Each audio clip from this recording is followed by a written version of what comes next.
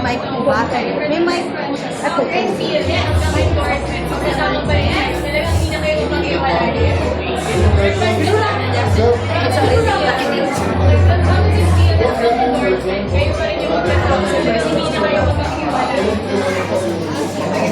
Also because the clamor of the people that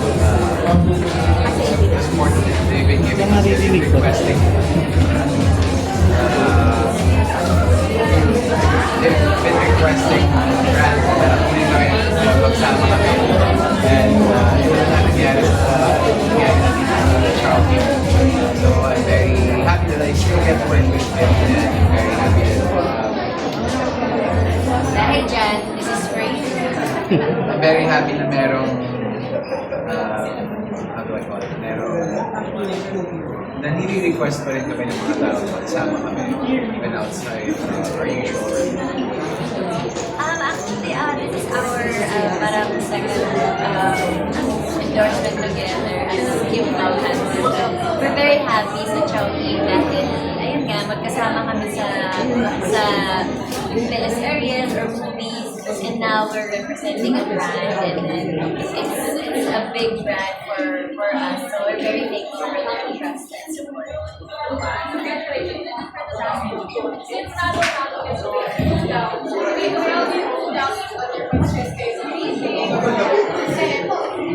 Ako, bukod sa halo-halo, Chowking halo-halo, si Pao kung sobrang siyang zen. So, tignan mo lang siya, tsaka kausapin mo siya, mag-cool down ka na talaga. So, isa siyang, para siyang kalmadong tao. Maraming kalma sa katawan. Ako naman, when I'm too stressed, the way I slow down is I play computer games. And what? Well, she's very bubbly as a person, so parang kapag stress ka rin talaga, pag nandito mo si Kim, nawawala yung pagod mo dahil nakakahawa yung happiness na binibigay niya. Ayun, Kim and Pao, foodie ba kayong dalawa? And how does halo-halo fit into your daily routine or diet? Foodie ba kayong dalawa? So, how does Chowking halo-halo fit into your daily routine or diet? Foodie, yes, in terms of parang gusto ko din mag-try ng iba't ibang pagkain, and parang pag masarap yung kinakain mo, it gives you comfort, it brings you joy. So, when it comes to Chowking halo-halo supreme, nagbibigay siya, lalo na ngayon, sobrang init na ng panahon, parang perfect timing siya. And actually, yung Chowking halo-halo naman, it's whole year naman siya laging nandiyan. And then, it's the perfect way to treat yourself for something sweet, something cold, and it's a perfect merienda or like pangpalamig ng katawan, ng ulo, ng nararamdaman natin. Kim Pao? Ako naman, I'm not sure if I should consider myself a foodie, pero medyo, kasi medyo bihigan rin ako sa kinakain in terms of Chowking halo-halo sa greenhouse and my diet. Ako, I'm not that strict with my diet. As long as I've said before, parang medyo marami akong bagay na hindi kinakain. And as long as pwede ko siyang kainin,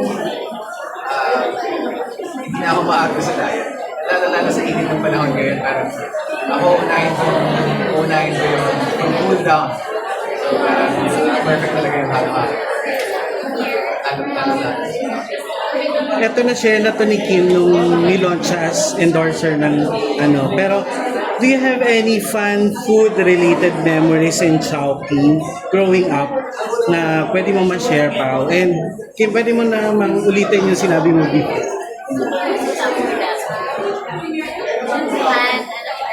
Parang ano, fun food-related story growing up with Chowking.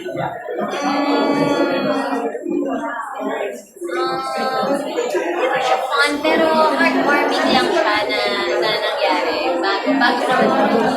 Kasi every time I'm doing a charity program, nagtatanong ako lagi sa Chowking if they could help, send food para sa akin. Nung time na nagpunta kami daming pinadalang pagkain ng Chowking. And lahat sila parang, ano talaga sila na, wow, ang sarap nito. Yung parang sila nagsama-sama na nakatikim sila ng Chowking. So nakakatuwa sa heartwarming experience. Sobrang sila nagpapasalamat. Well, Chowking naman is very generous. Thank you, Kim. Pao? Well, ako naman, way back when they first launched Chow Fan, parang talk of the town talaga yung Chow Fan. So parang kinailangan namin subukan. Siguro mga either a week or 2 weeks namin kinakain po Chow Fan dahil yung recollection, yung memory ko na parang lahat yun yung sinasabi ko Chow Fan sa Ito pa cute lang na question. Kung sangkap ng halo-halo si Kim, si Pao, anong sangkap siya? Sa akin siguro ube leche flan. Favorite ko talaga yung ube leche flan. Parang favorite ko din. Dalawa ko. Hindi, ikaw yung natanik ko. Hindi, kasi mahirap hanapin, pero pag nahanap ng success. Ay, maganda yun. Thank you so much. Thank you so much. Hi po, Larissa po from Manila Society. Yung question ko po actually is, kasi Kim na-mention mo that you're, 9 years ka na and Pao 1 year. Can you share us your journey with being an ambassador of Chowking? Plus, can you describe the best moment na yung ini-enjoy niyo talaga yung halo-halo? For both.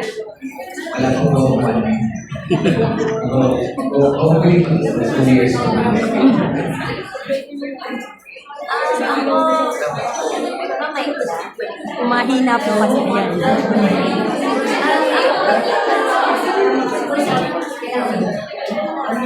Mahina talaga. Sige po, lapit ko na lang.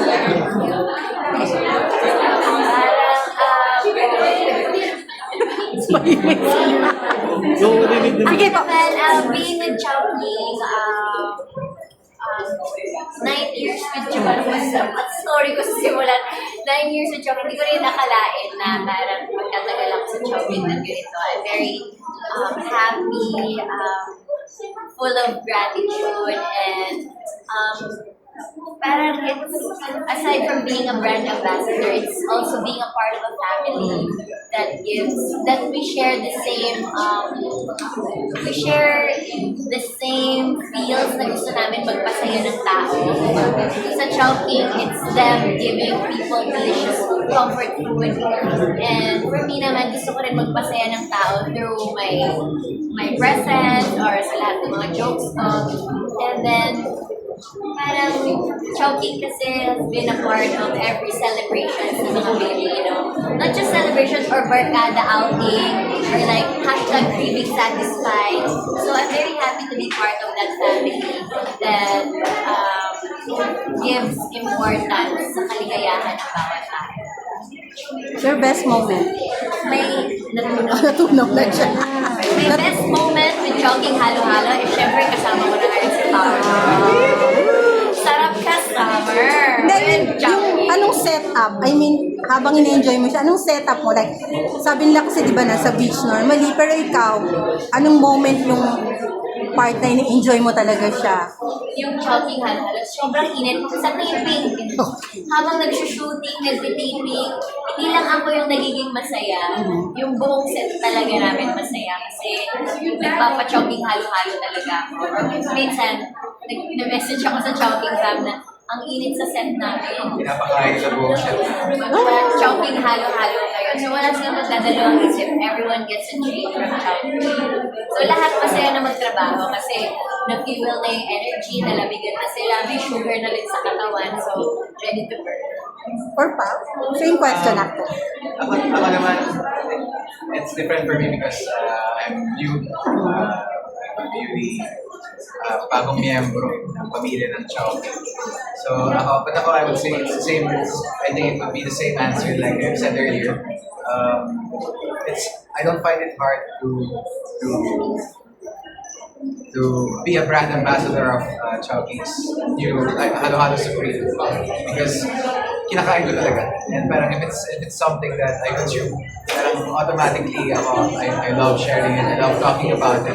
Because parang it's innate na hindi mo na kailangan ibenta dahil kung saan mo nang kilala ako. So, Your best moment habang ini-enjoy mo? Ako, I would say sa taping. Dahil or sa shoot. Dahil mainit talaga sa shoot namin. Nasa araw kami, may mga ilaw pa. Tapos kailangan namin gawin yung paulit-ulit. Yun nga, like, I've been with him for 2 shows. I think shows. Mahaba. And parang yung lagi yung inaabangan namin pag magpapahalo-halo siya. So ngayon, happy na ako na part ako ng Chowking. Na siya na nagpapahalo-halo. Ako na yung ng halo-halo ng mga tao sa set. Ito suntok sa buwan, kumbaga. Pero may joke ba kayo about choking or the halo-halo? O joke? Do you have any hugot hugot na lang daw? Hugot. Gucci ka ba? Bakit? Chowking nga, halo-halo nga. Hindi, Chowking Or halo-halo? Hugot or... Gucci na lang nandiyan. Oo. Gucci na lang. Ang sagot ni Kim. I'm strong powder. Oh! Okay, thank you. Thank you. Kuya. Ay, ate. Sorry, kuya. Sorry. Okay, that's it. Okay, tabi lang po. Okay.